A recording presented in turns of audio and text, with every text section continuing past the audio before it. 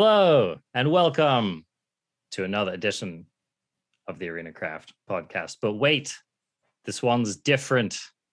Something is different. Did I get a haircut?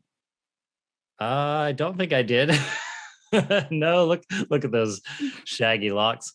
But there has been a disturbance in the force, and that disturbance is probably the most welcome disturbance anyone on this channel could ever hope to see. And that is none other than the one in Best of One, Magic's most celebrated streaker, returned from being less than fully clothed on a beach somewhere, sipping beer from a coconut. It is the one in Best of One, and the one in my heart on the podcast. CovertGoBlue, you're back. How you doing, buddy? CovertGoBlue, yes, that's what they used to call me. I am CovertGoWhite. CovertGoWhite, we did it. No, I'm not. I'm not. You defeated the Balrog? Yes. Long did I battle the Balrog croakies until I smite his ruin upon the mountainside. You did smite some ruin. I can attest to that. That was like a month ago. Nobody remembers that anymore, but it's okay. It's okay.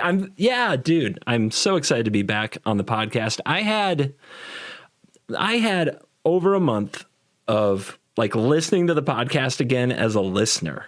And some people know this. I was a fan. I was a listener before I was ever on the show. I was an early adopter of the Arena Craft podcast. I was a crafty back before they were called the Crafties. And it just reminds me that I feel really cool to be part of the show. I don't know if I say that enough. I probably don't. I'm just getting it out there. I feel cool to be on this show because I really do enjoy it when I'm not there. Even I got the joy of like not knowing what was going to happen when I refreshed my podcast app and Arena Craft popped up and started downloading, and I was sitting there on a beach, not completely clothed, appropriately clothed, but not completely, down in the small coastal village of Miami, Florida.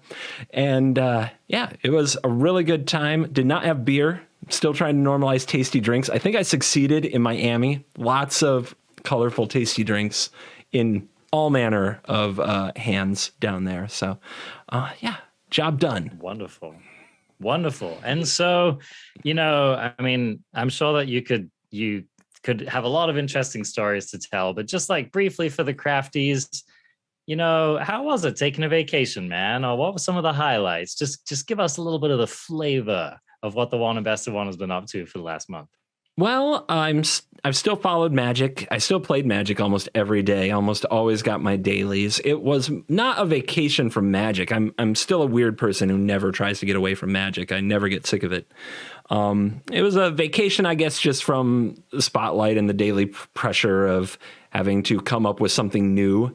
So I did a lot of net decking on this vacation. I watched a lot of YouTube videos, did something I used to do all the time, which is scout, other content creators to watch, something I don't get as much time to do anymore, and had a good time. Just kind of played a whole bunch of various historic brawl decks is most of what I did. And of course, messing around in Alchemy because Teferi and Key to the Archive is fun. Yes, indeed. Well, that's something that we share, CGB. I actually have rediscovered the joy that is historic brawl. And on the suggestion of a crafty on the stream, I actually finally followed through with that Agar the Freezing Flame deck, which was foretold. And I'm here to tell you, CovertGoBlue, that I think we had something between an 80 or a 90% win rate with the deck. Did you beat those like Eliwick Tumblestrom Venture decks in your Agar queue? Did you serve them? Did you serve them right? A tasty, spicy giant dish. I think it was definitely a case of like stomping on the algorithm. Yes, it was definitely a case of pounding the algorithm into the pavement. It also turns out, CGB, that is just good. I don't know if you know this. Shocking. Did you play Galvanic Iteration, All Runs Epiphany, and Historic Brawl? You did, didn't you? There was multiple turns being taken. We still have access to cards such as Lear, for example. We still have access to broken cards like Key to the Archive and just all manner of goodness. But I will say that when you add draw a card to each of your cheap red kill spells, it turns out they do end up being pretty good. So anyway, achievement unlocked. It was a success. Everyone had fun, and I'm proud of the results. I mean, I'd admonish you a little bit, but as the person who built 8 different Paradox Engine combo decks in Historic Brawl that just end the game on like turn 5 or whatever, I can't pick on anybody. Well, maybe this is going to turn into the Historic Brawl cast at some point. But we have had, and Crafties, you'll notice the odd timing of this episode, but we have actually had a ban and restricted announcement. Yeah, Wizards of the Coast. I'm not supposed to be here today. I have 2 days left on my vacay. What the heck? I came into the office for this one. Yeah, pulled out of retirement early. What's going on? Yeah, a lot. Holy crap. So, I mean, anything else before we dive in, or are we good to go? Yes, this is kind of just a bummer note, kind of, and it's probably going to mean more to me and probably you than our average listener who's been, Zoomerfied into MTG Arena. But it looks like SCG announced today that they are letting go of a lot of their premium writers, possibly all of them. SCG Premium has been around for well over a decade. In fact, I'm pretty sure I was using it back in like 2005, but I'm not positive on that. Let's just say it's been around for a really long time. You pay $7.99 a month, and you get to read articles by the best players in Magic, who are playing at a very high level. They talk about the meta, usually in Standard, Modern, the competitive formats, best of 3. And it was a place I've gone for most of my life playing Magic to get the latest technology, the latest what's going down. And it was always something I was very excited. Like I would refresh. It was a site that probably for many years was my most visited website. Just every day I was on there refreshing to see what people were posting. And it's one of the last places I still would go to read full articles.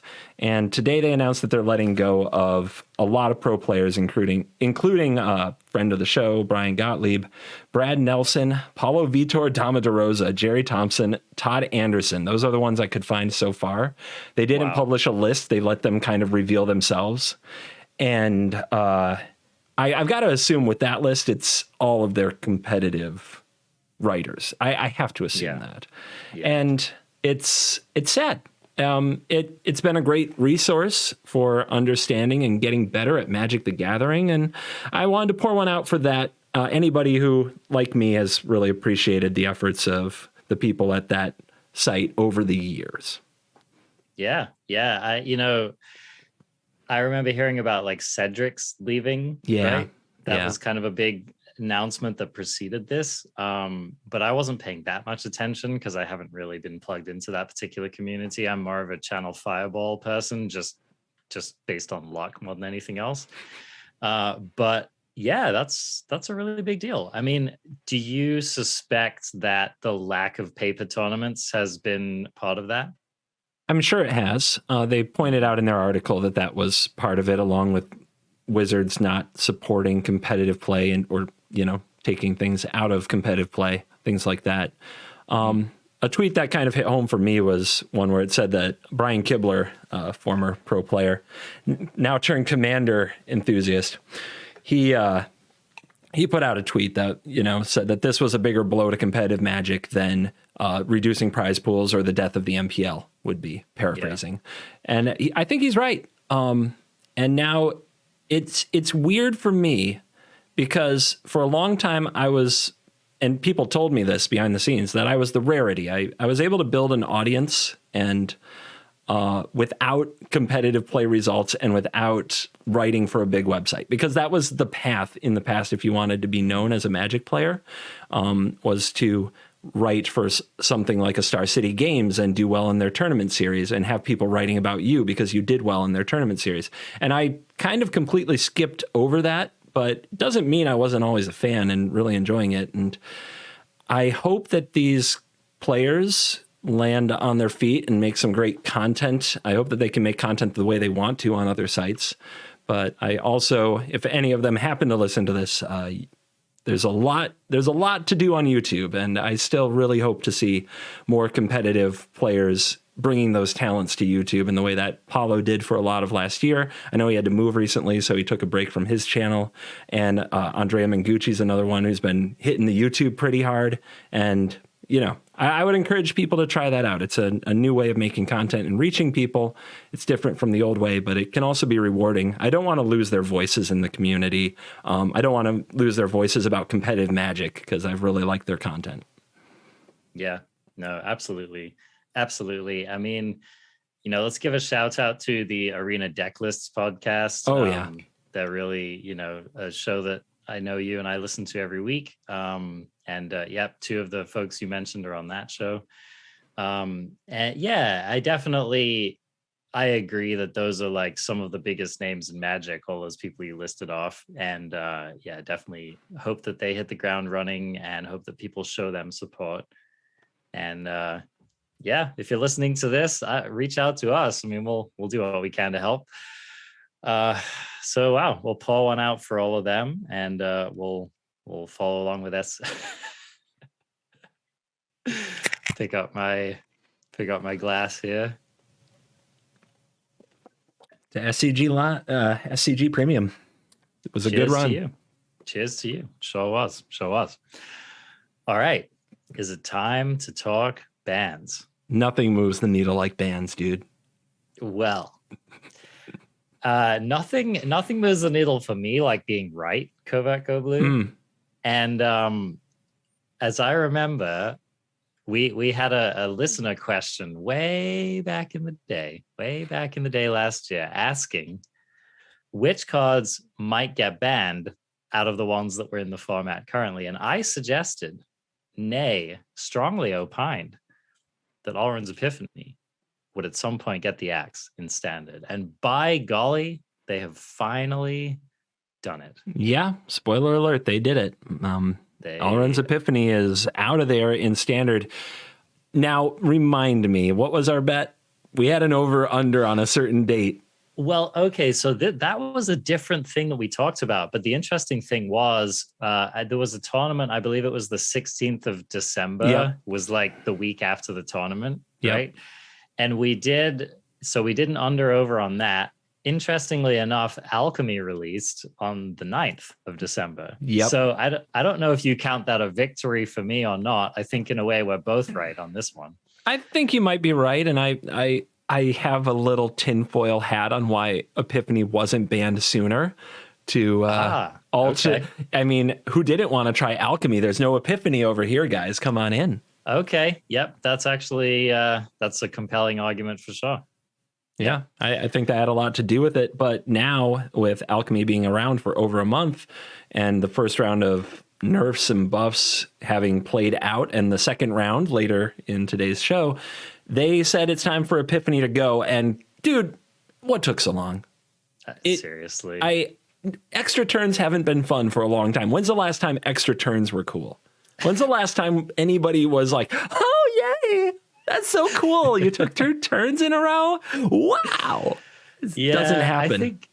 I think like pulling it off occasionally in cube or something, you know what I mean? Doing some cool combo, like that's where it should exist, in my opinion. I think extra turns should be a kind of a thing where like you get to do it occasionally. You feel real smart. It's impressive. Your stream goes, ooh, and then you move on, right? And then it doesn't happen again for a while. Or maybe you build like some super trashy historic deck with like some ridiculous, like, you know, ultimatum combo or something, and it's not very good, and you win 40% of the time, and you feel like you got your fun that way too, right? I feel like those are the places where effects like that should show up. And yeah, happening like every game or like 1 out of 3 of your matches on a daily basis just should not ever be the way it is, in my opinion. The last time it was cool, Nexus of Fate Turbo Fog was a new deck at the PT. Oh God. Oh my God. I mean, and that's the thing, right? Is that like, look at these decks. So Is It Turns, hated deck. Sultai Ultimatum, hated deck. Nexus of Fate. I mean, these are like some of the most hated decks that have ever existed in Magic. I'm a blue mage and I hate them. I mean, it's like anyone taking an extra turn who is not you is hating their life. Like, period. Yeah. You know? It's not good. Yeah. Anyway. Yep. So that one's out of the format. And I don't know, man. I mean, so I would feel a lot better about this banning and about the nerfing in Alchemy as well if we hadn't just replaced that with spiking a freaking time warp off of the key to the archive.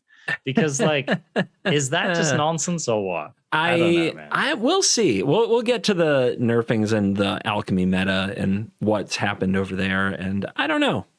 I don't know how much the time warp stuff is going to hurt like it used to, because the extra turns off time warp was very much a Lear thing. Yeah. We'll get there. We will get there. Yeah. So continuing along with these standard bans, this one I was very interested to hear you react to in your video earlier today, and definitely want to get some of your updated thoughts on Divide by Zero. Did you ever think it would come to this, CGB? No. I mean, I get it. But if they banned cards just for being like annoying and a little good, there's a lot of other cards that needed to go. Like, yes, Divide by Zero is it's like an easy ban, because at first it's just an uncommon and it's in Strixhaven, so it's been out for a while. But then you think about the mascot exhibitions that will never be fetched, and you think about the teachings of Archaics that will never be fetched, and it's like they actually got a lot of wild card juice out of banning this. And that's true. Does it solve the problem?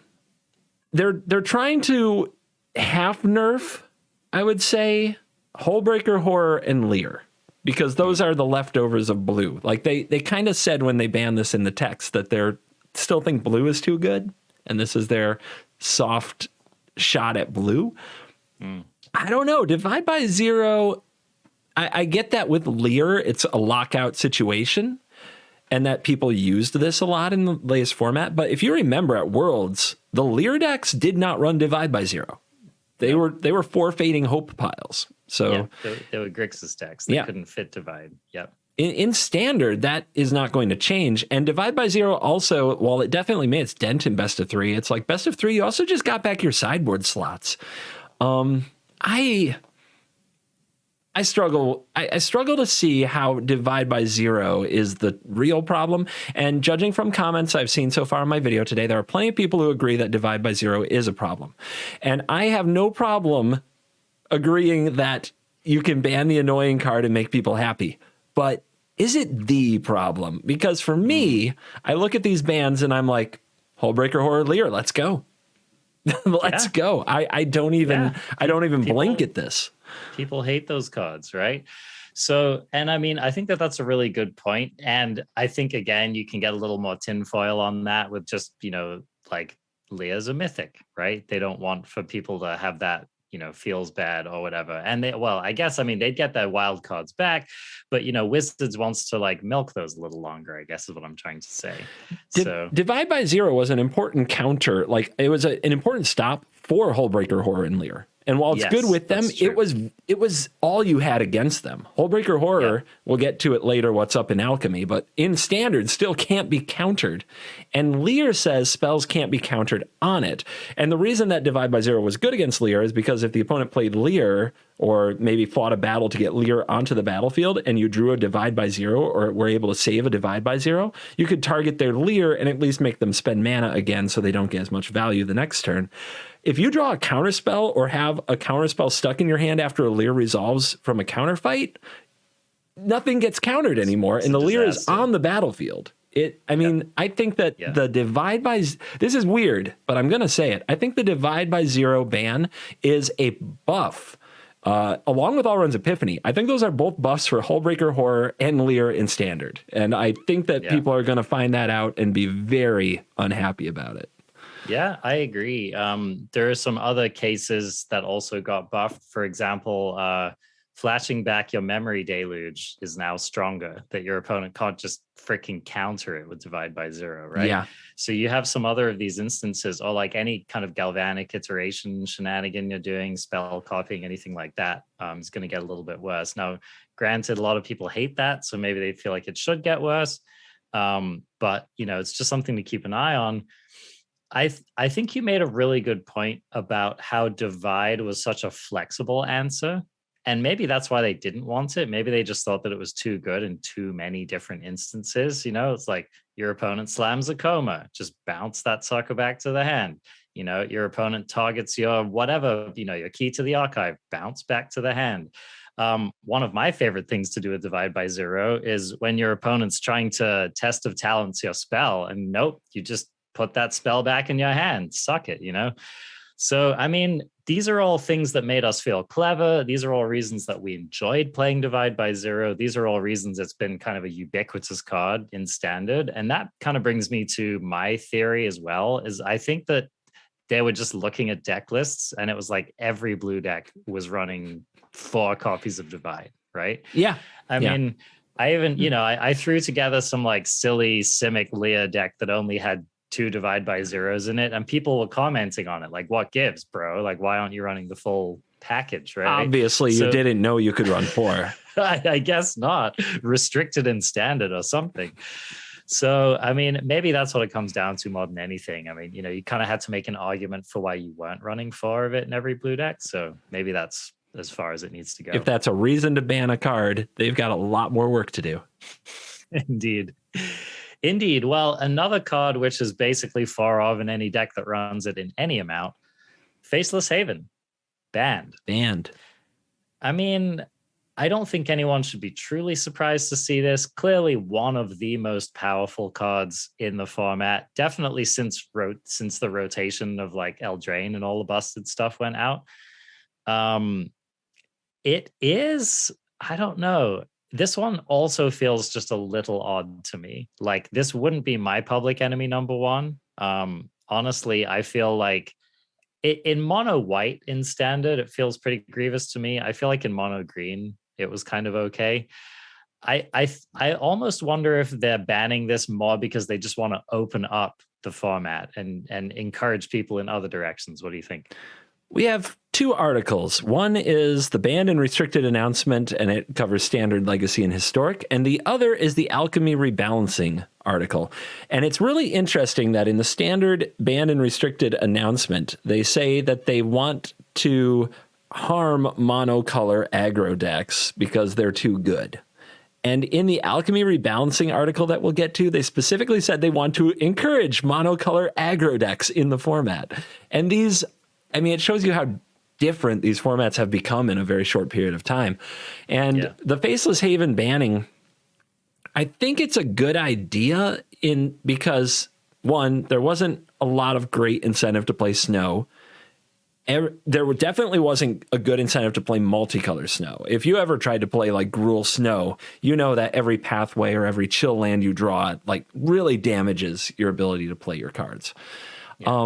So every aggro deck was like mono white or mono green. Why would you do something different? Because they played probably the best with Faceless Haven. I think that Haven was more important to mono white, to be honest, to recover from board wipes, whereas green was always more resilient to those with Old Growth Troll and Chariot anyway. And I don't think that banning Haven from green hurts it very much because they can add layer. They wanted green sources anyway, and they'll probably still run Snowlands for Blizzard Brawl, but they also have ways to kind of cheat that with Sculptor of Winter, which they're running anyway. So hitting 3 isn't that hard. So I think they'll just run 4 layer of the Hydra, a whole bunch of Snowlands, and be mostly unchanged.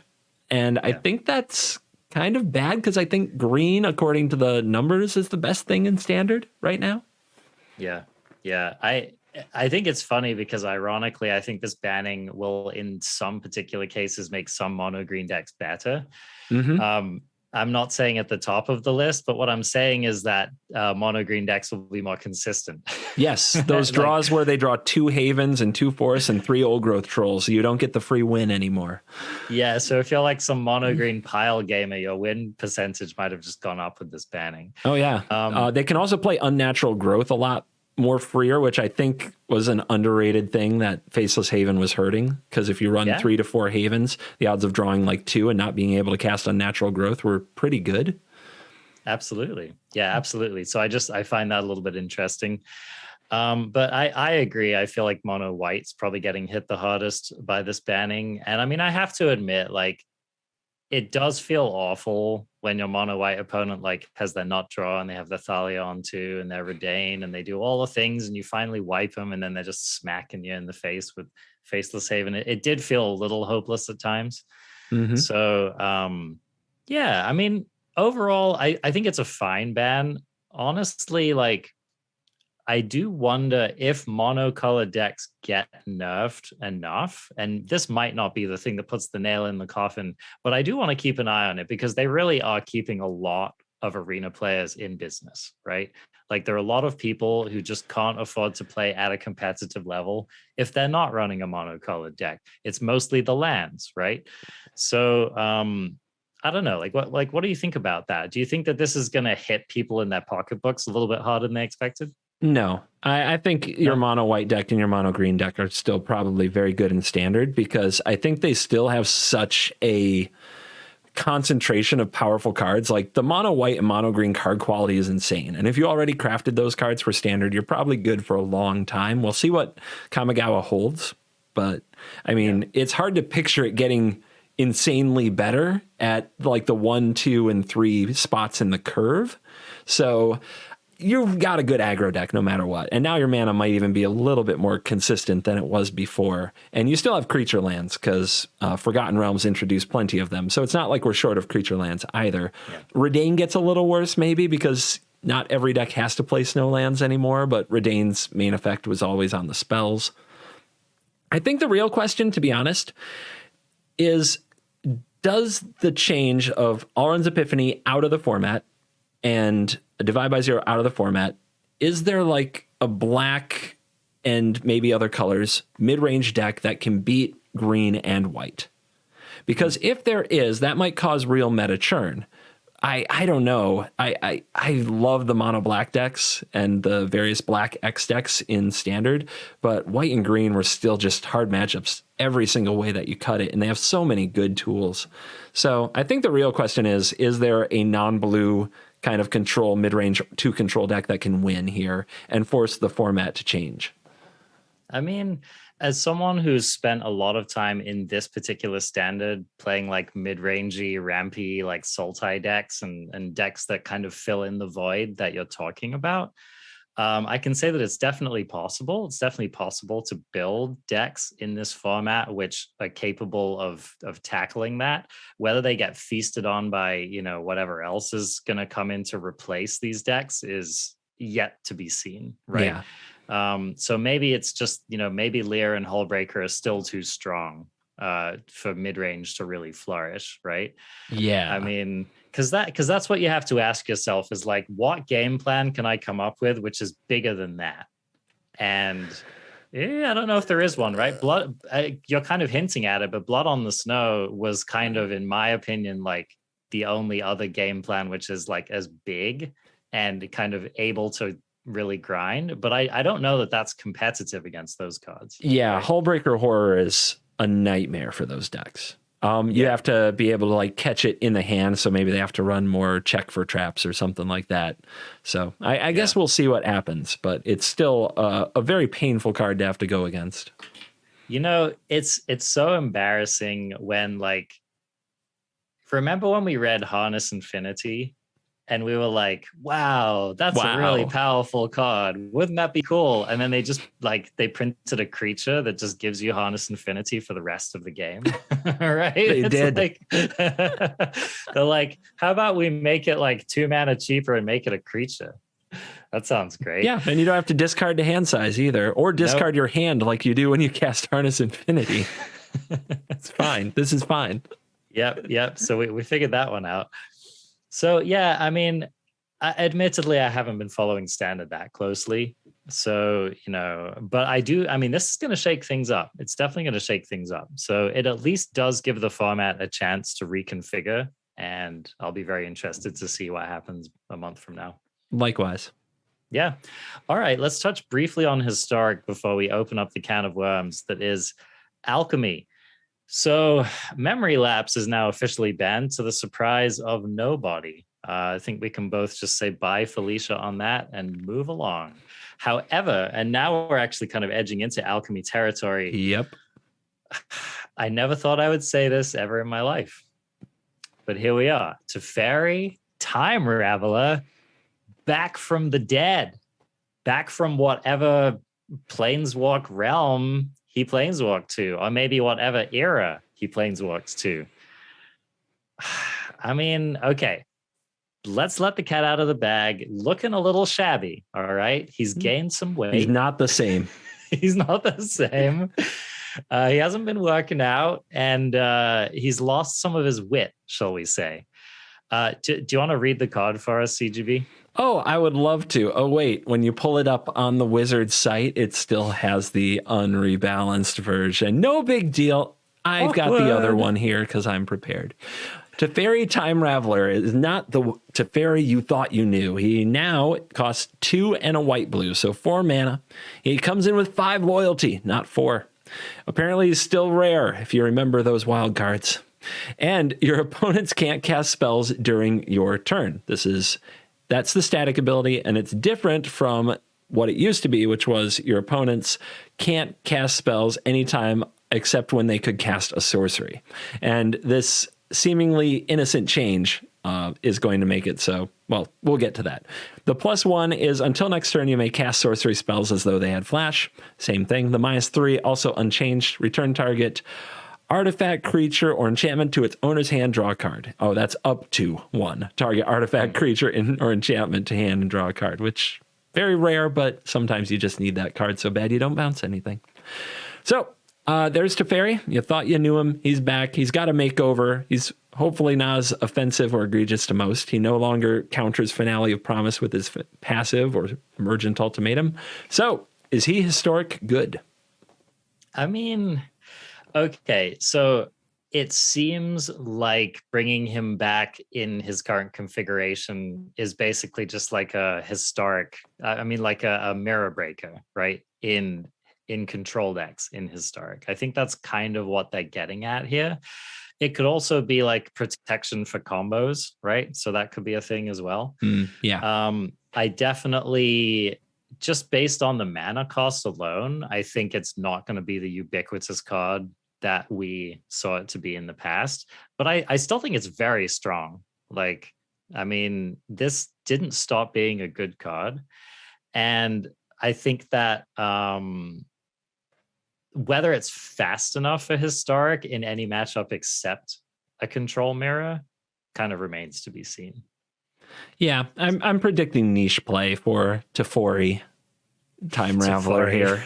Yeah. This is the real Teferi. Sideboards and maybe a spot or two in Niv Mizzet and maybe a little spot here and there, but a lot of sideboard action, I think, for this particular version of the Time Raveler. But it is really cool that it's back.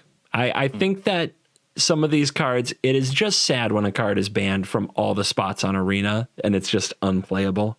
Because these cards do hold a spot in history, and if there is a format like Historic that can play some version of the card to give you a little bit of the feel so we can tell our kids, I know in my day, I paid 3 mana for this here Teferi. I think that those things should happen. This should have a home. I hope it can be played in Historic Brawl. No mention. I was just going to ask if you knew about that. I would imagine based on this change, it's coming back. It's been banned, so it would have to be unbanned. So I guess we'll see. There is a line, it is one of my favorite lines of all time from a Wizards of the Coast ban announcement article. And it's about Teferi here, where it's getting removed from the ban list. Do you know the one I'm going to say? Oh, is it about the wildcard reimbursement? It is. Yeah. It is. It was pretty embarrassing. Oh my goodness. So they mention before they say it like they say it like Steve Jobs with the one last thing where he announces that iPhone prices dropped $200. They put it as like, before you even ask, we are not taking, we're not taking the wild cards back, meaning the wild cards that we were reimbursed back when they banned Teferi from every format. God. And it's like, can you imagine if they said, hey, we're unbanning Nerf Teferi and we're taking 4 wild cards out of your collection? Can you imagine that? Like, who writes this article and thinks that they're going to get any goodwill for it ever? It's one of the most insane sentences I've ever read in an announcement, to be honest. Yeah, no, yeah, you're right. It's almost like you're collecting your paycheck at work and they're like, yeah, just in case you were worried, we are actually going to pay you your full paycheck. We didn't have to, but we are going to, right? It's like, of course you're going to pay me my freaking full paycheck. Yeah, you're welcome. Yeah, I did the job, Like, I mean, yeah, it's audacious. And I agree. It's almost, it's like a mafia boss reminding you what you have to be thankful for, right?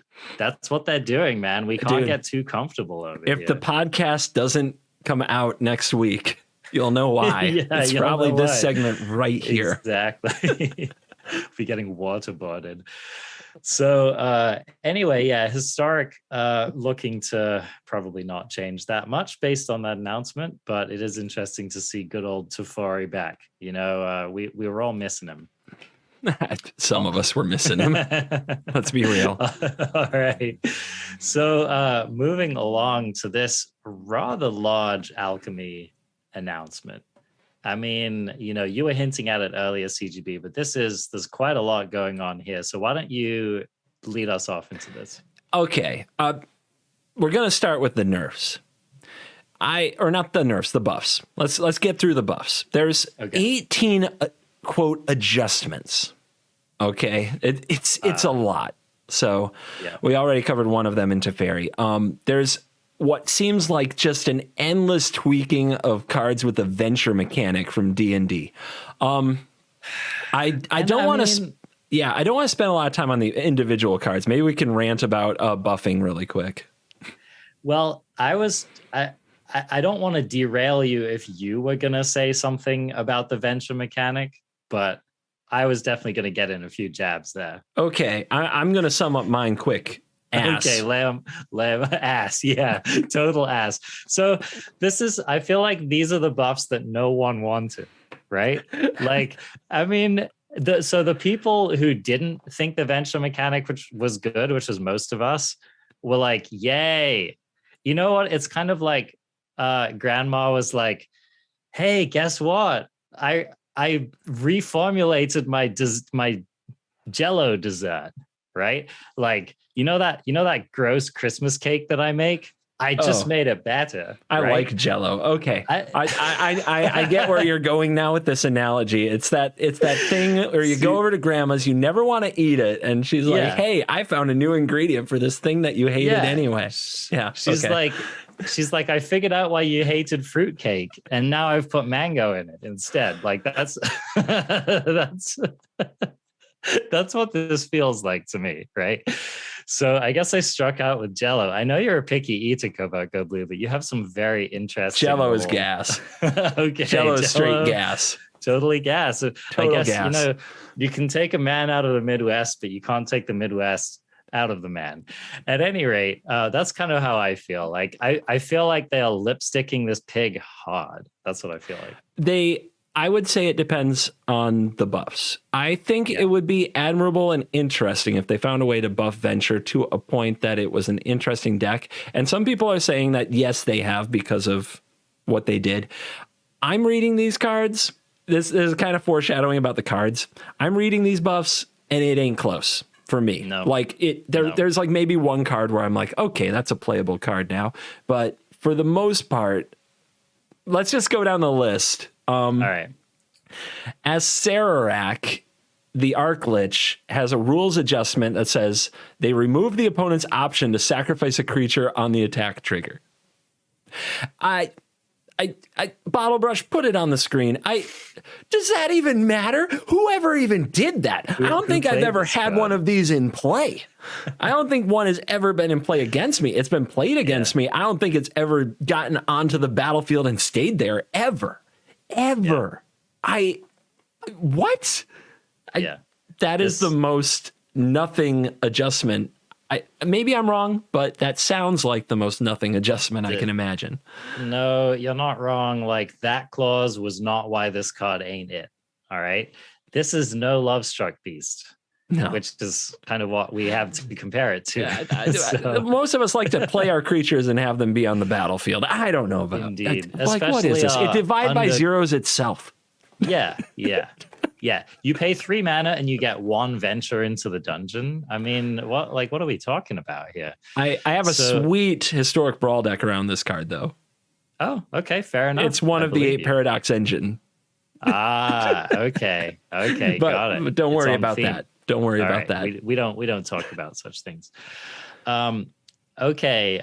Next, let's see. Well, this isn't a venture card. We can do the venture cards first if you want. Yeah, want to hit them. Let's focus on all the venture cards. All right. So next one up, Cloister Gargoyle. So this used to cost 2 and a white. It now costs 1 and a white. And it used to be an 0-4. It is now an 0-3, which has magically shotted up my playability charts from being in last place to being in second to last place. This was really funny. They've adjusted it since on the website, but for a long time it said increased toughness, and from 0-4 to 0-3. Okay, there we go. Looks the like wizards giveth and the wizards giveth. We need a rebalancing for our rebalancing article, apparently. So, right. It was really funny.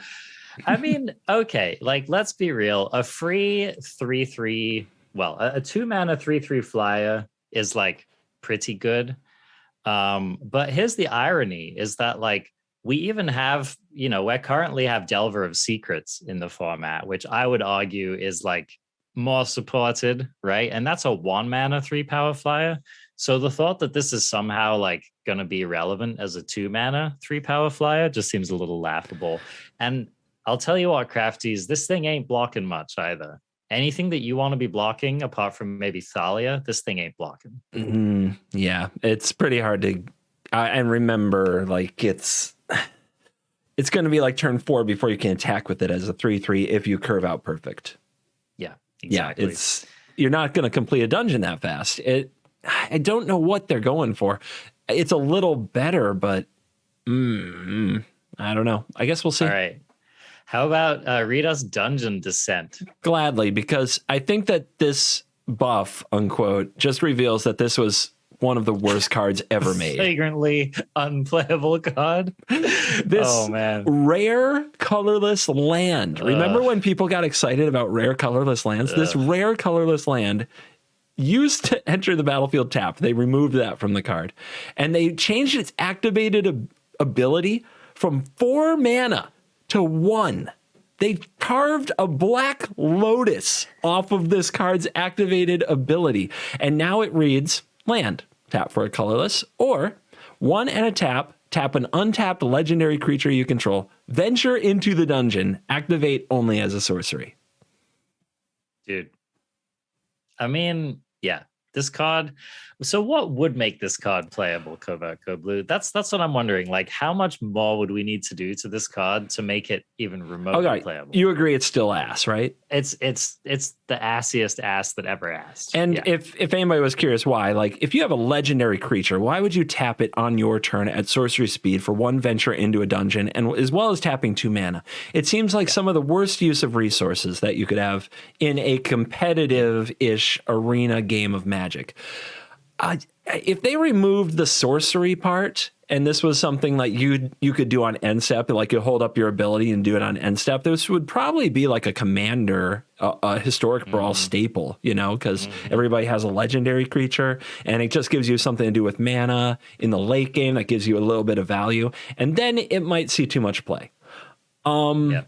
But even then, like, what is it hurting the format to have people venturing into the dungeon on end step? I mean, there's Search for Azcanta in Historic Brawl.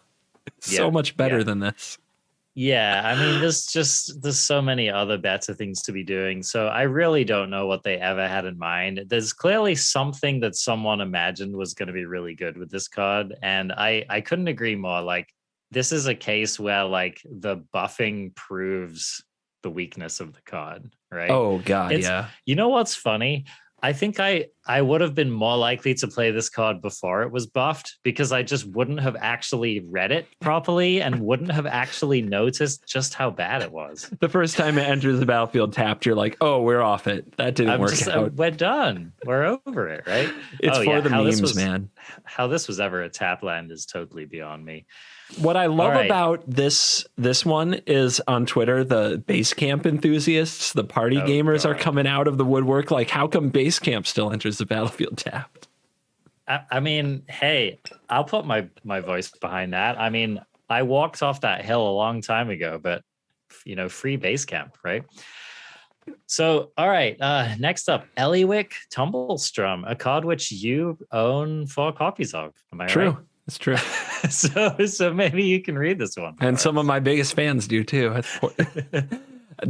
Basically, I'm not reading this card. The -7 is now a -6.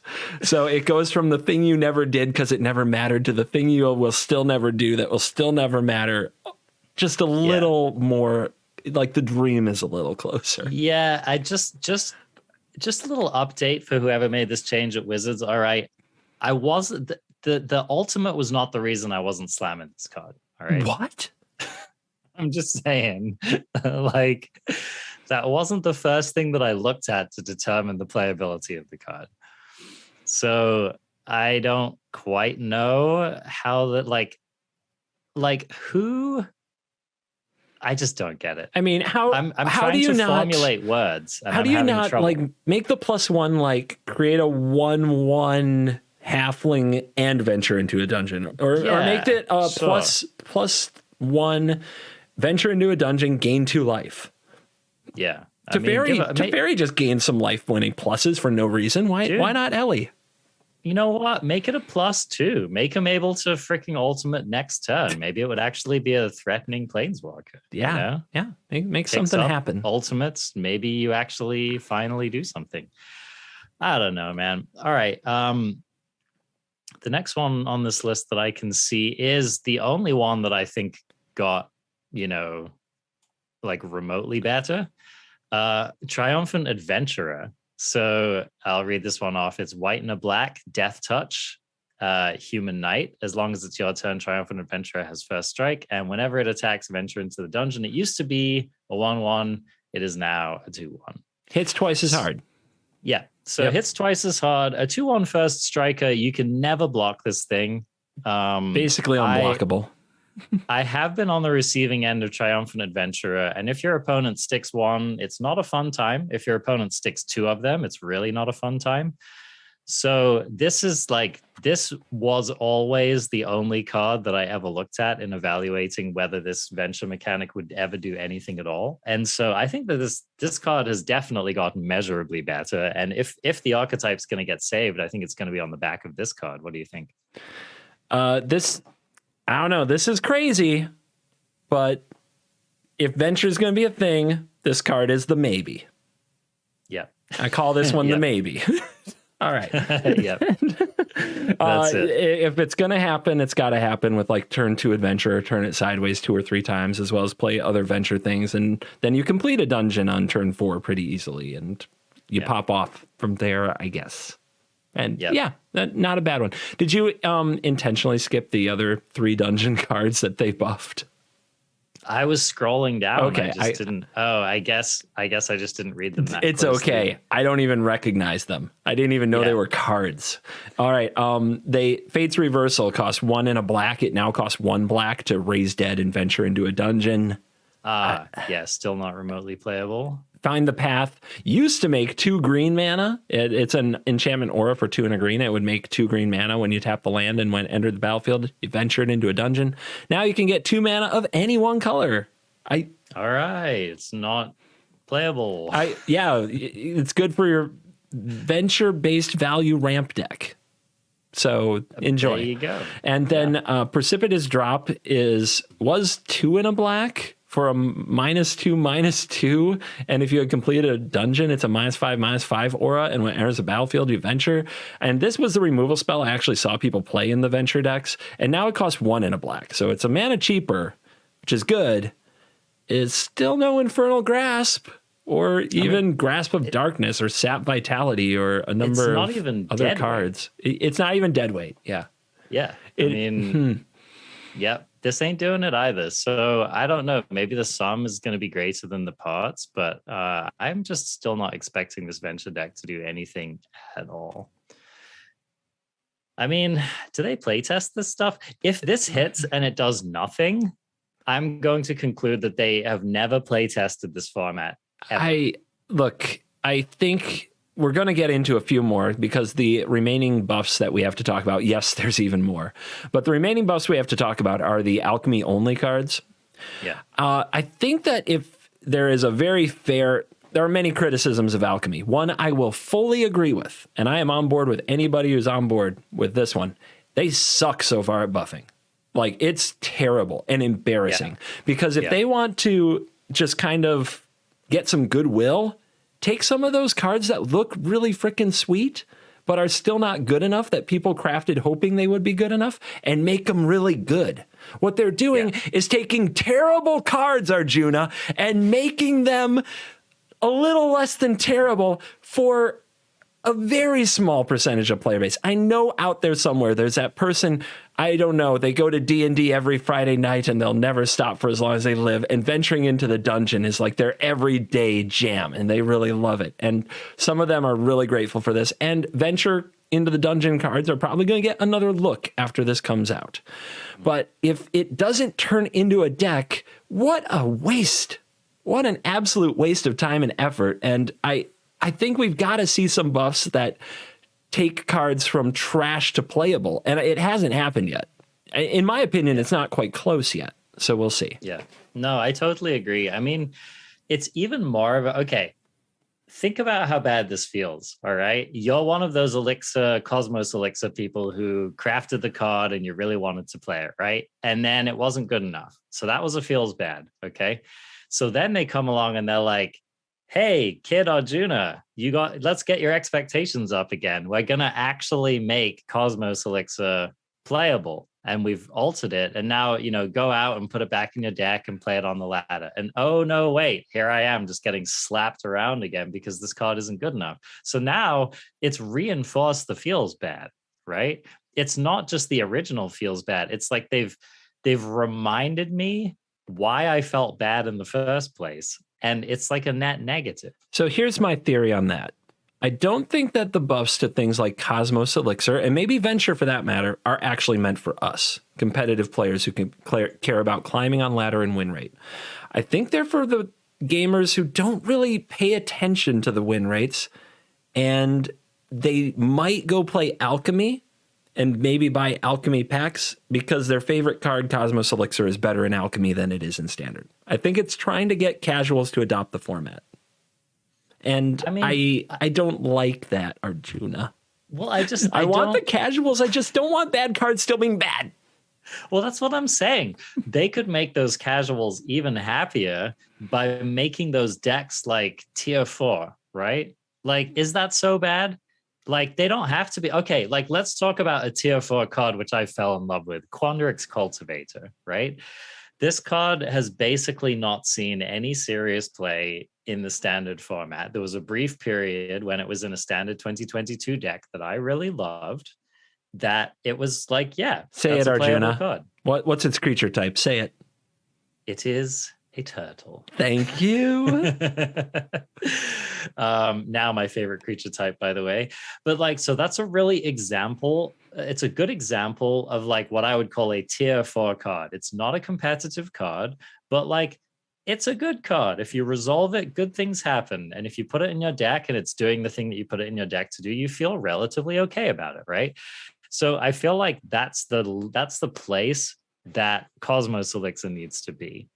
And I just think that, like, I just don't understand why you would buff a card like that if it was still gonna suck. Like, I just don't, I don't get it, basically. I mean, I don't know how it works in the lore for a turtle to have reach, but I mean, if you make the cultivator like a 3/5 with reach and it goes out there and blocks a Town Razor Tyrant or a Goldspan, like, we're gaming, you know? Oh, we're doing it. Just saying. These are things they could do. That's a brilliant idea, CovertGoBlue. They should hire you. All right, let's talk about some of these other cards that, you know, someone might play at some point ever. Assemble from parts. So this used to be, what is it? Oh, it used to, I don't remember what this was. The ability that it granted used to cost 3 and a black, and now the ability to activate it and exile a card from the graveyard to make and shuffle it into a library and make a token now costs 1 black. So 3 mana instead of 4, with a little more black requirement to it. And this is like, as I put it, a strange reanimation jutsu. And they say now it's going to be easier to turn 4, assemble something from parts. I haven't played this card. I don't plan to play this card. I don't know what I like. If you jump through a bunch of hoops to make a token copy of something, Fading Hope is gonna laugh at you. I'm gonna wreck you. Yeah, it's just done with you. So I don't know. They're trying to make assemble from parts happen. It didn't even hit me that this was a reanimation spell. I was just like, I stopped reading in the middle of it. I think I'd never read the card before. It's one of those cards, like, you can tell from a distance it's unplayable, right? blink. Okay. The card walks through the door and you're like, oh, you're unplayable. I'm not even looking at you. It's like the respect test. I will read you when you actually threaten me. When somebody plays you against me and the situation is remotely threatening, I will read this card, but not till then. And it hasn't changed. No, indeed. All right.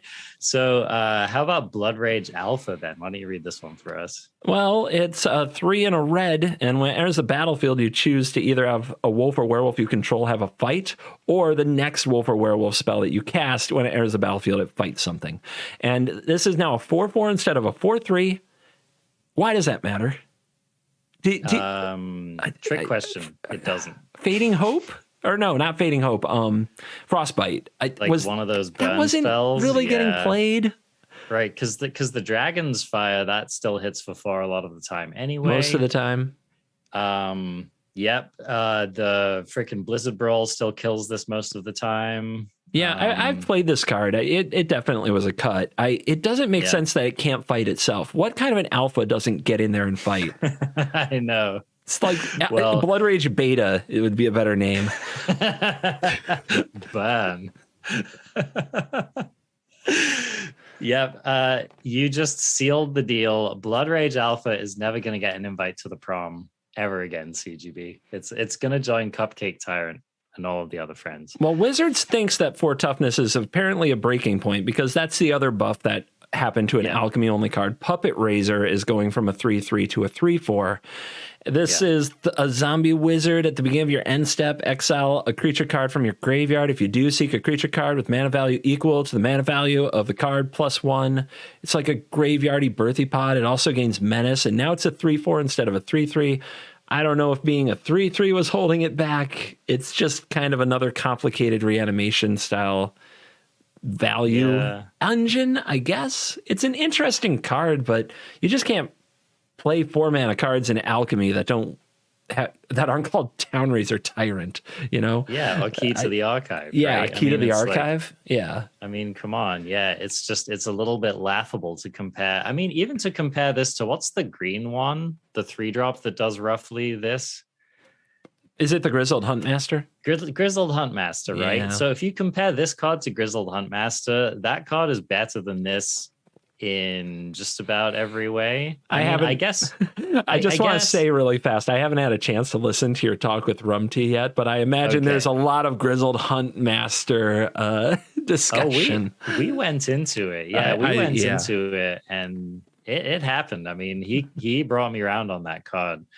I suppose this happens multiple times. So at the beginning of your end step, right? Every end step. So I guess if you get 2 cards off of this, then it's going to feel pretty busted. But I just that's a big if. I mean, okay, it's kind of nice that if your opponent's tapped out and you bring this down, then as long as you have something in the graveyard, you immediately get value from it. But the Huntmaster gets you value the moment it resolves. Right. So I don't know. I just, I'm someone's going to have to convince me on this card. Yep. And I think this is all the kind of buffs or solely buffs. And it's still, apart from maybe Triumphant Adventure, which I think is the best one here, I think it's a lot of whiff. I don't see a lot to excite me about what they're buffing, which I think is still a major failing of their attempts in the format so far. But we're going to get to the meat. If you wanted to know what's coming, if you want to know if your deck from Alchemy is still going to be good in a week or 2 days at this point, we're about to talk about the card adjustments, as they put it, basically the nerfs. And this is where it gets really juicy to me. Yeah, will take us into it. All right. Go down the list. We're going to start with a banned card now from Standard, Divide by Zero. In Alchemy... Did you ever think you'd hear that? I know. You don't have to answer. I was just going to be it's back from the dead already. I went through this whole emotional arc in 20 minutes, right? All right. Yeah. Anyway, take us through it. Divide by Zero. Now, it's been adjusted. It costs the same amount. It can target the same things. But now it only learns if it targets a spell or permanent with mana value 4 or less. If you target something that costs 5 or more, learn. You learn nothing from this equation. I actually think this is a great adjustment. I think it's still a good card, and I would still happily play it. Yeah, and I think it's really interesting that they ban it in Standard. Banned, but they think that making this adjustment in Alchemy is good enough. I know that they can also adjust other cards, and I'm sure that has a lot to do with it. I don't know. I've played a lot of Divide by Zero. There aren't that many cards in the format that cost 5 or more. Just saying. Hullbreaker Horror, trust me, you don't need to learn for that to be a play you're happy to make. Same with a Flashback Memory Deluge. You're still way ahead at that point. But Divide by Zero gets used on 3 and 4 mana cards a lot. A lot. Yeah, as I was actually going to say, I think if they'd made this 3 or less, I think that would actually have been a safer pick, right? I'm thinking about Key to the Archive. Oh, we've got to protect that card. Right? We can't have anything stopping that card from being the best card in the format because think about it, you'll hit your own. I don't know. I do it fairly often. Sometimes it comes up.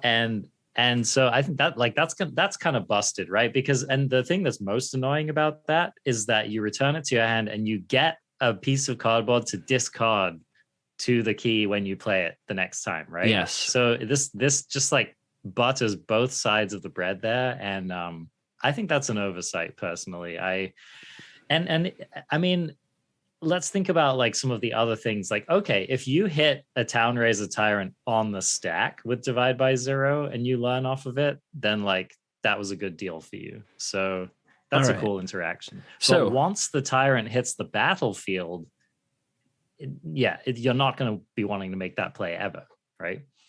Right. So anyway, go into it. Yeah.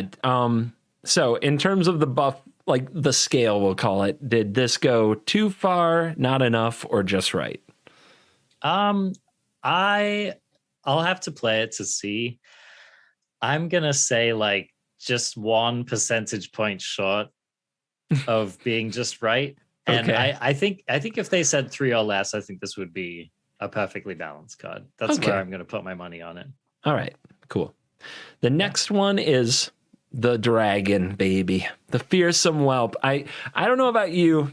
I was a day into this format and I'm that's not going to stay that way. Yep. Oh no, we all saw something happening to the whelp. So here it is. And it is kind of exactly, I think, what people thought it would be. The Fearsome Whelp now triggers on the upkeep instead of the end step. So we just push the buck forward so that it has to survive on the battlefield for a full turn cycle before you get that 1 mana perpetual discount on all the dragons in your hand.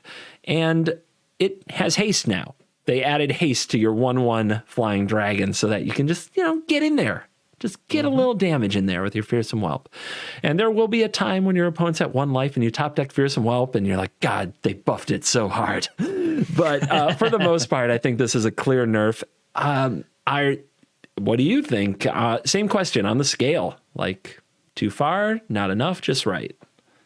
I'm going in the Goldilocks zone with this one. I think this is about right. I mean, if they made it worse than this, it would be really bad. Like, I think cards like this drop off very quickly, right? So it's all like, okay, it's already a really bad card. So the only reason you put it in your deck is that when you resolve it on 2, it can be a really good card, right? And the getting it down like on turn 2 is good enough to make up for all the other times when it's a really bad card. So when you make it worse than it was previously, like it just drops off very quickly. I think some people are going to get hung up on the idea that it's a bad card when it was so good it had to get buffed. So will you just kind of in quick as reasonable, like explain why is Fearsome Whelp actually a bad card? Okay, so a 1/1 flyer for 2 mana is a bad card any way you look at it, right? So it takes up a slot in your hand, right? So that's one issue. You rip this off the top, it's a whole card that you're getting. And then the other issue is that it just sucks on the board. Like it basically does nothing. It's about as weak as a creature gets in Magic. And so the only reason why this card is good is that it makes all of your other like probably not quite playable Magic cards, such as Adult Gold Dragon, into like actually really compelling, dangerous, scary Magic cards, right? Yeah. So that's really the reason. And now, like, so if you get 1 activation off of this with a handful of dragons, you already got your money. If you get 2 activations off of this with a handful of dragons, it's legit busted. Yep. So that's why this card is so good. But like when that cost reduction is not relevant, this is like 0.1 of a card. Like this card matters nothing. Basically, not a great critter anymore. I think that this will end the era of oops all dragons. Basically, the deck with like 20 dragons in it. I think now you're gonna want to build your sort of like what we've been seeing some decks in Alchemy in the last couple weeks before this announcement. And yes, I still follow the formats while I'm on vacation. What do you think I'm reading on the beach? Deck lists. Yeah, that's right. I read deck lists. But we've been seeing like Rakdos and like these mono red and Boros, like these mid-range decks that are like, here's Rahilda, here's Stormseeker, Reckless Stormseeker, and here's Townraiser Tyrant. And not a ton of werewolf synergy, not a ton of dragon synergy, just good mid-range stuff. And they've been doing well. And I think that this is going to be a full shift. I think that the Fearsome Whelp kind of getting nerfed is going to signal that it's time to build your decks with a little more restraint than oops all dragons. Yep. Nailed it. All right. Hullbreaker Horror. Let's talk about this one card that you were right about all along. Very, very threatening card. So they, yes, bask in your victory. No, that's not what I'm doing. This is my Hullbreaker Horror cosplay pose. That's your actual imitation. He's T-posing for any of you who can't see.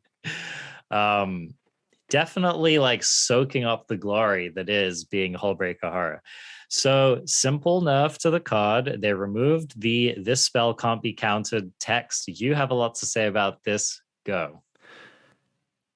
It has I already talked about one of the greatest lines, honestly, that I'd read in regards to the Teferi wildcards thing.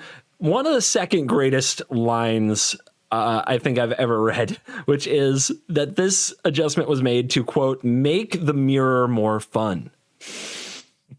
Somebody is out there. It's good to know as a blue mage that Wizards has my back, that they're up there in that ivory tower Somebody's up there trying to figure out how to make the blue mirror more fun. I can't get over that because there's like, what?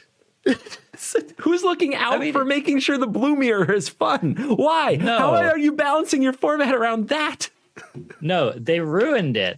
They don't understand. Blue players are masochists, right? Yes. Blue players are psychopaths who stay up all night hoping that they get matched up against another psychopath so they can really test their skills. Oh, yeah. Right? So we can play those long, endless hullbreaker on hullbreaker loops, man. Oh, God.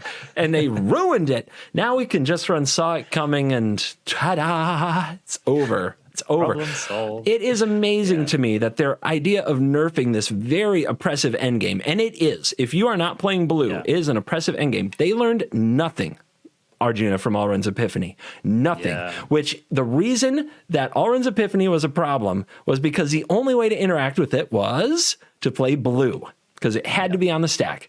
Now they've made Hullbreaker Horror another very obnoxious and oppressive endgame, and the only way to interact with it is to play blue. That's right, because if you play any kind of a mid-range to slow deck against Hullbreaker Horror, then eventually the game gets to a spot where if the blue mage just sits there drawing their cards, managing the board state, they play Horror with mana open, and no matter how many targeted removal spells you have up your sleeve, they can just counter and bounce. It can still bounce itself.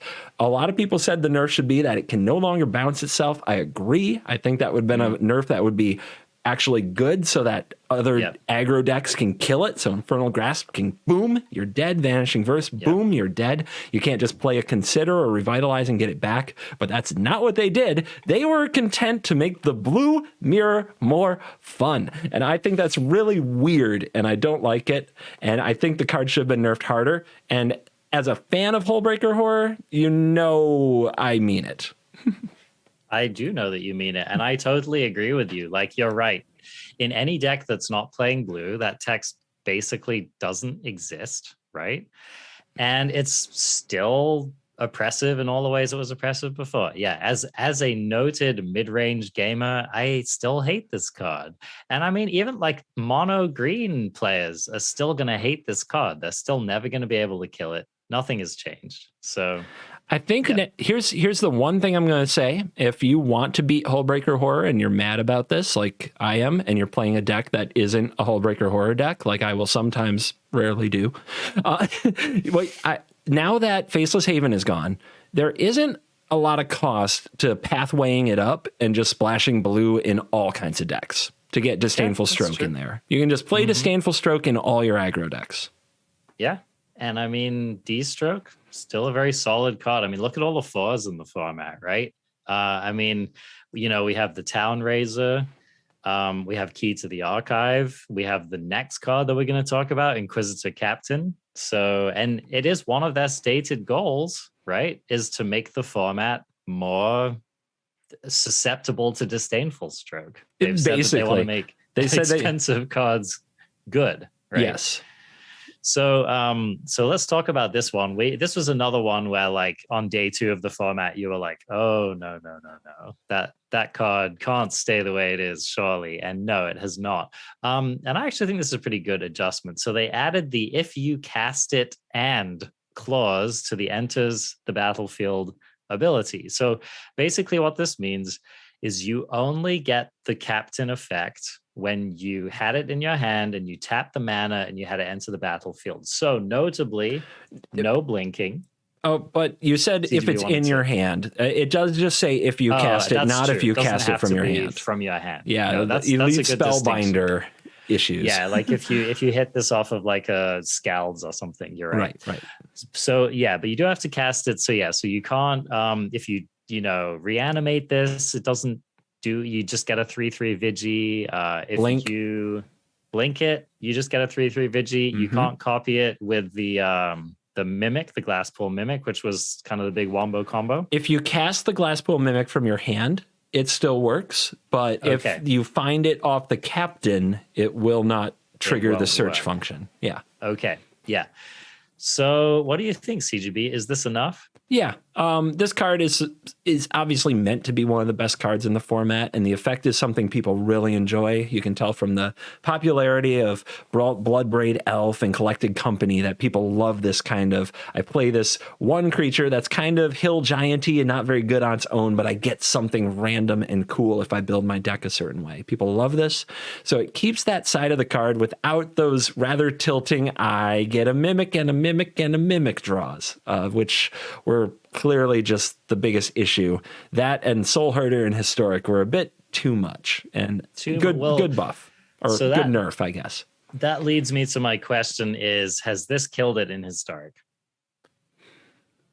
Maybe, but probably not. I think people were still just as hyped about this card before they discovered those interactions.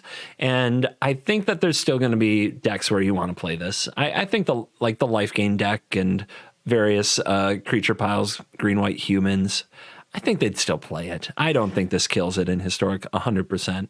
Yeah, my read on it is that like any Collected Company deck that also plays white is still definitely going to be interested in this card. Yeah, so. I think it showed. I think it showed its staying power, even it played, quote, fairly. It's not a very fair card. Yep. No, indeed. So yeah, I think we both agree this one seems to be in the Goldilocks zone for sure. Okay. Almost last one. Lear, Disciple of the Drowned. Now, again, CovertGoBlue, I'm basically just going to turn this one over to you after your long, languorous sip of your Mountain Dew, because I know you have some bile to expend over this card. Lear, Disciple of the Drowned. We were just getting to know you, but now in Alchemy, a line of text has been added, and it says, during your turn. No, that's not even what it says. It says, as long as it's your turn, each instant and sorcery card in your graveyard has flashback. So, no longer will you pass the turn with Divide by Zeros open from your graveyard. No longer will you pass the turn with Fading Hope in your graveyard, feeling secure in your Lear, Disciple of the Drowned life. Now, when it's the opponent's turn, 1, your cards don't have flashback. 2, spells can't be countered. This card is going to be really hard to protect, probably unprotectable. There might be matchups where it still has a role, and it can still come down and let you cast Time Warp from your graveyard. So there might be a taking extra turns element to the card, but this is an intense nerf because, man, like they kept it a 3/4, they kept it 5 mana, they kept the types, they kept so many things, but whoever did this has a surgical precision set of skills at just hurting a card, just sticking it right in the heart. Like, what does a blue mage want to do? They just want to interact at instant speed, man. That's all we want. We just don't want to be the creature deck that just plays their monster and says go. We just want a little more choices and agency, and now we're just playing this and saying go, and people will just kill it, and it might be dead. So I do like that they took away what was, in my opinion, the most brutal part of this card, which is, let's say you had, I don't know, like a kill spell in your hand, like a grasp, for example.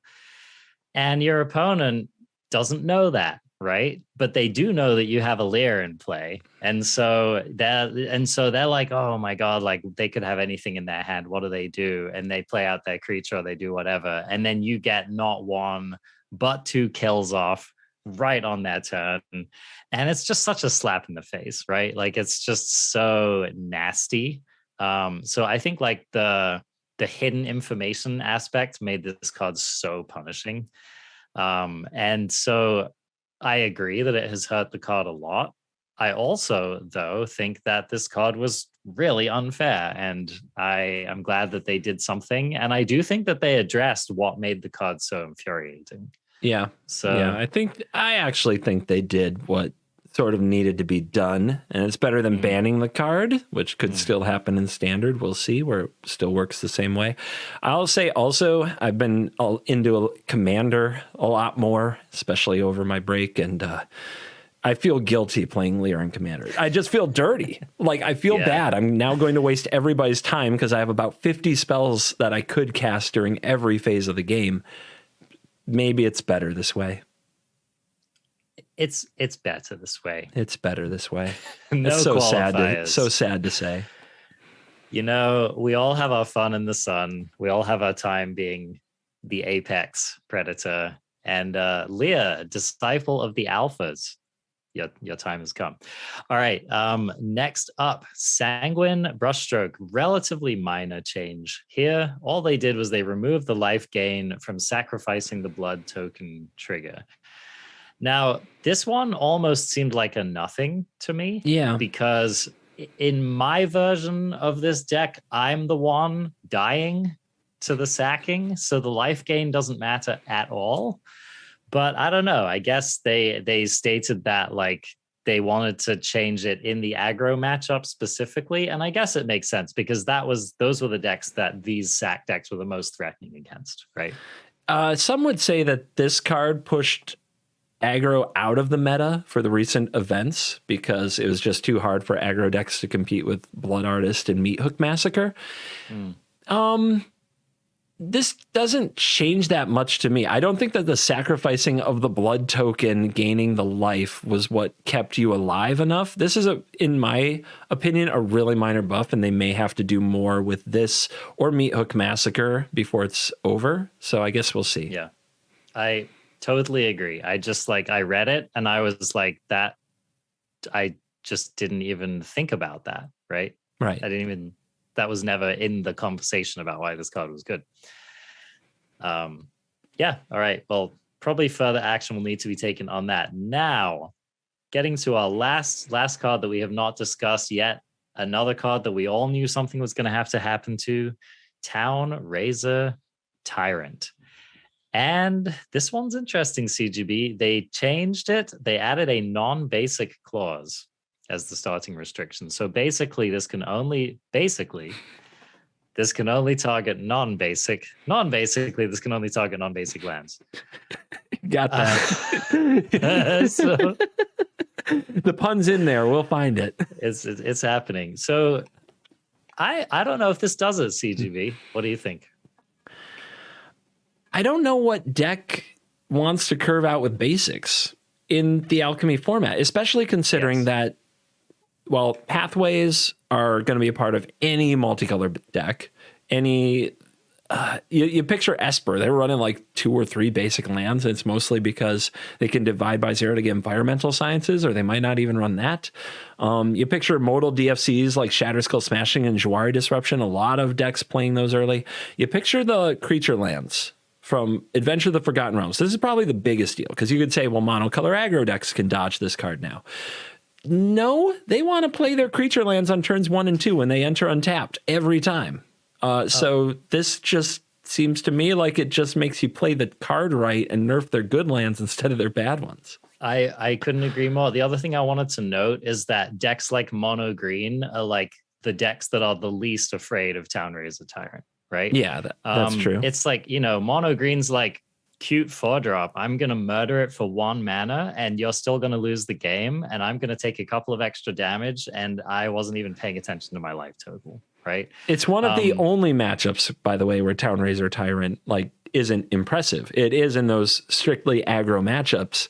And I guess you made it a little worse against them because, quote, you want to promote, and this is in the article, they want to promote monocolor aggro in Alchemy, even as they're hurting it intentionally in standard with bans. Yeah. It's so weird. It is. It's an odd choice. So in my opinion, this card is still going to be as punishing against the decks that it was really punishing against, which are like more mid-rangey and control-y decks. Decks that really, A of all, cannot afford to take extra damage, and B of all, do not want to see their lands go in the bin. So I'm still terrified of this card, and I don't think it's enough. Yeah, I'm kind of amazed that it got out with almost what doesn't even... It feels like if it's a nerf, like in the games where you feel it, where you were going to play your Town Razor Tyrant on 3 or 4 and there's nothing to target, it feels like you didn't earn it with great deck building or anything. You just kind of got lucky to dodge those lands that you're probably playing anyway, your creature lands, your pathways, your dual lands, your whatever else they've got in the non-basic, the Crossroads, Forsaken Crossroads. Yeah, it doesn't feel smart. You just feel like, how lucky me. I played against dragons and I drew 3 basics. Yay. And now their card does a little less. Yeah. No, exactly. And here's the thing, it's still punishing you, right? Like it's still making you maybe hang on to a tap land, right? Maybe. Yeah. You know, so I mean, Town Raiser might still force you to play off curve. It still might mess up your game plan, even if you got lucky enough to draw a bunch of basics. So yeah, I don't know, man. I'm still not happy to buy property on Innistrad is all I'm saying. There's a tyrant just burning it all to the ground. Just waiting to go. Yeah. So there you have it. That's the rundown. And wait, I got it. I know exactly what they should have done to this card. Okay. They should have added, when it enters the battlefield, you also venture into a dungeon. Oh, that's what it was missing. That's what it was missing. The magical keyword. Well, speaking of venturing into a dungeon, I actually need to venture off to play some IRL Magic. And so I know, well, kind of a loser does that. Who's your commander? So, who's my commander? Who's your commander? I'm playing limited tonight. Never mind. I don't want to talk about it. But CovertGoBlue, you'll be proud to hear that my commander in my most competitive deck is Teferi, mono blue. Bring it on in. Bring it on in. There it is. See, I still got love for that blue. You know what? I thought with you talking about all these green cards for the time I was gone that, I was seeing your true form, but now there's still hope for you. I mean, there's two colors that I love, CGB, and blue is solidly one of them. So, I mean, the blue is strong on this podcast. Let's not forget. Let's not forget that. So that said, I do have to bounce, but it's amazing to see you, CGB. I love you, man, and I've missed you. And it's so much fun to have you back on the podcast. I'm like already remembering the chemistry, and it feels great. So can't wait to dive in with you, and we'll be releasing another video together very soon. It's great to be back here with you. It's great to be back with the crafties. I've missed you guys. It's hard to explain how or why. It just is what it is.